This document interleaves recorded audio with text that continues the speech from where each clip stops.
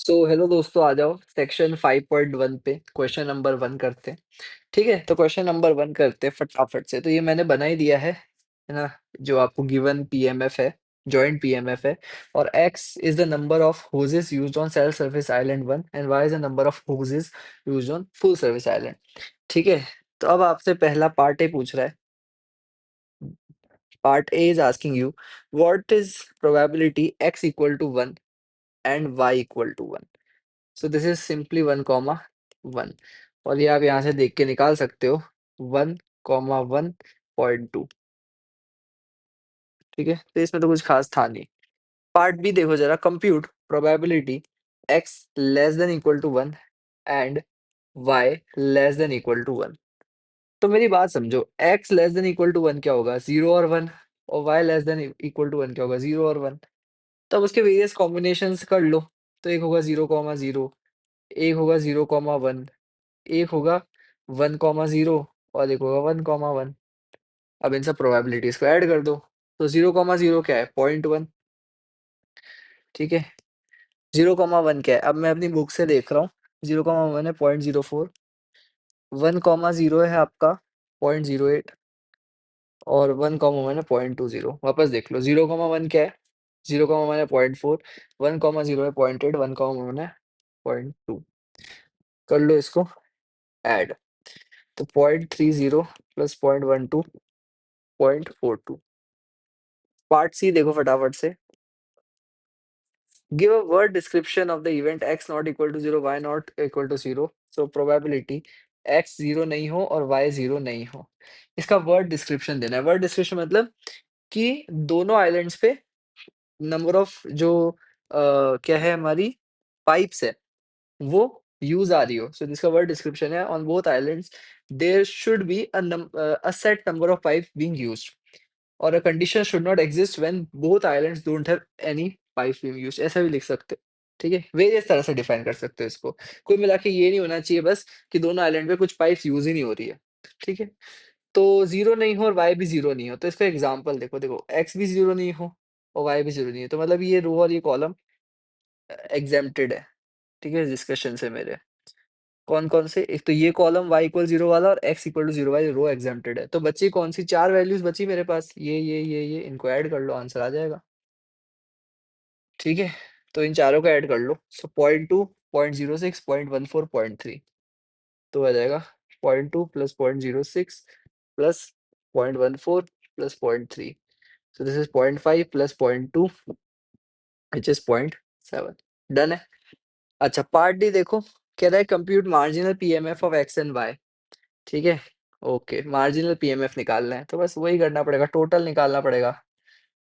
Total, total, तो ये total करो 0.16, 0.34, 0.5। देखो जरा, 6 4 10 3 4 5 5, ठीक है, एक हो रहा है। ये हो जाएगा 0.24, 0.38, 0.38, 7624। ठीक है, बिल्कुल सही है। तो दिस इज योर क्लियर। अब मार्जिनल पीएमएफ ऑफ एक्स, तो वो एक्स के सामने वाला, तो ये रहा। तो 0 1 2 देखो,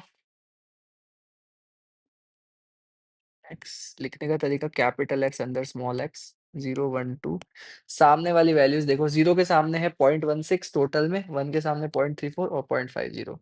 तो 0.16, 0.34, 0.50। डन है। और y के लिए निकाल लो सेम। ठीक है, y के लिए निकालो तो y के सामने वाला आएगा। तो ये देखो, y के सामने वाला, तो 0 के सामने 0.24, तो मैं इसको एक बार रिमूव कर देता हूँ, फिर ये अच्छा नहीं लगता। तो 0 के सामने 0.24, 0.38, 0.38।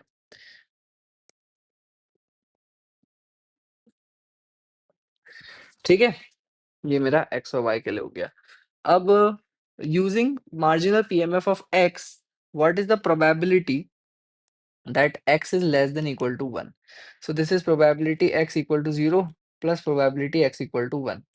तो 0 इज 0.16, यहाँ से देखो ना, x इक्वल टू 0 की प्रोबेबिलिटी क्या है, 0.16 और 1 की क्या है, 0.34, 0.5। ठीक है, ये आपका आंसर है। Last R X and Y independent RVs. तो एक्स एंड वाई इंडिपेंडेंट कब होंगे? जब probability X comma Y is equals to this for all values of X and Y. ठीक है, तो पहले 0,0 के लिए चेक कर लेते हैं। ठीक है, 0,0 जेपीडी से आ रहा है मेरा कितना? 0.1। ठीक है, और इसमें x इक्वल टू 0 का क्या प्रोबेबिलिटी? 0.16। और y इक्वल टू 0 की प्रोबेबिलिटी 0.24। बिल्कुल भी इक्वल नहीं है, तो इक्वल नहीं है इसका मतलब they are not independent, they are dependent. लिख दो भाई। ठीक है, तो इसी के साथ क्वेश्चन नंबर 1 मेरा खत्म हुआ। अब आ जाओ फटाफट क्वेश्चन नंबर 2 पे। ठीक है, क्वेश्चन नंबर 2 कहता है when an automobile is stopped by a roving safety patrol each tire is checked for tire wear and headlight is checked to see whether it is properly aimed. Let X denote the number of headlights that need adjustment. Okay. Number of headlights that need adjustment. और Y क्या हो जाएगा मेरा? Number of defective tyres. ठीक है, अब मुझे एक बात बताओ, कितने डिफेक्टिव टायर हो सकते हैं? मैक्सिमम 4। एक गाड़ी में 4 ही तो टायर होते हैं। और फिर हमारा ये ऐसे आ सकता है। और हेडलाइट जो है हमारी 2 होती है हेडलाइट। तो ये इसका पॉसिबल वैल्यूज आ गई। अब पार्ट ए पढ़ो फटाफट से। पार्ट ए कह रहा है कि X and Y are independent. Independent का मतलब होता है कि probability X comma Y is equals to marginal probabilities का मल्टीप्लिकेशन। ठीक है, तो हमें मार्जिनल प्रोबेबिलिटी गिवन है। ठीक है, probability X equal to 0, X equal to 1, X equal to 2। तो ये है हमारी 0.5, 0.3, 0.2। इसको मैं थोड़ा और अच्छे से लिख लेता हूँ।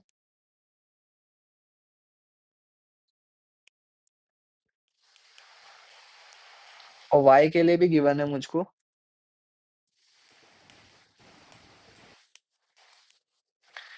है ना?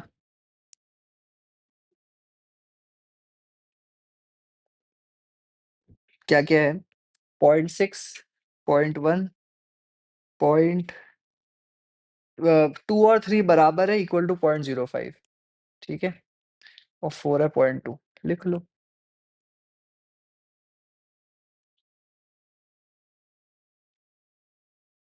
ठीक है? 0.6, 0.1, 0.2। ओके, सम देख लो दोनों का। सम 1 आ रहा है? बिल्कुल आ रहा है। अब आपसे पूछ रहा है डिस्प्ले करो जॉइंट अ, पीएमएफ। ठीक है? X, Y 0, 1, 2, 0, 1, 2, 3, 4। ठीक है? तो भाई देखो, अब वही है, 0,0 होगा मल्टीप्लिकेशन। मैं आपको एक करके बता देता हूँ, फिर मैं बाकी सब डायरेक्ट करूँगा। 0,0 होगा x0 टाइम y0। क्यों? क्योंकि गिवन है ये इंडिपेंडेंट है। अब x इक्वल टू 0 की प्रोबेबिलिटी है 0.5, y इक्वल टू 0 की प्रोबेबिलिटी है 0.6।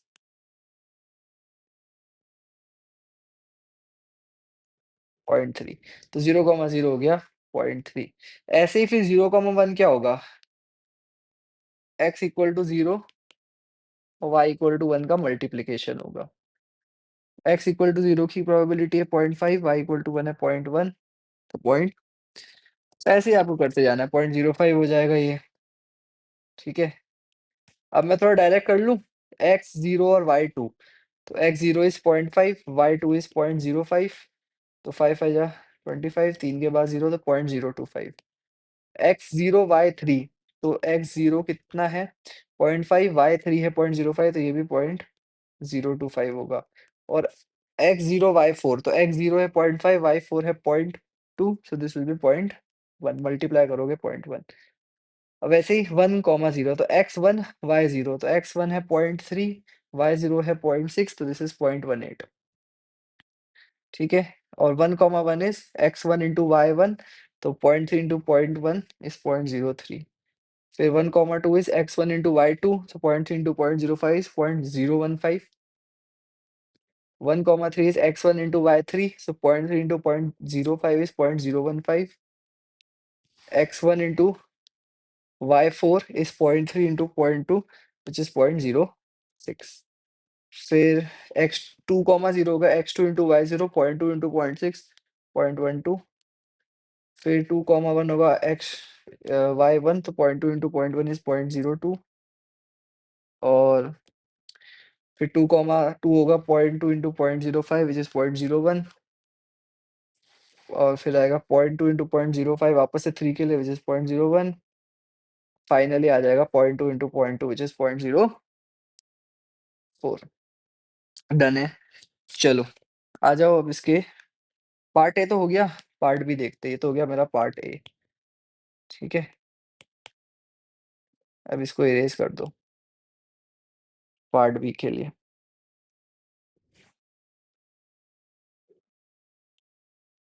पार्ट बी देखो फटाफट से। पार्ट बी कह रहा है compute probability x less than equal to 1 and y less than equal to 1।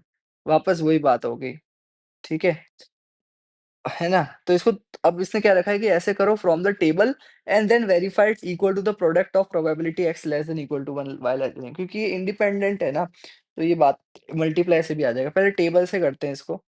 Table से करोगे तो ये वही 0 1 पॉसिबिलिटी 0 1 पॉसिबिलिटी है, तो this is 0,0 plus 0,1 plus 1,0 plus 1,1। देखो सही है, x less than equal to 1, y भी लेस देन इक्वल टू 1।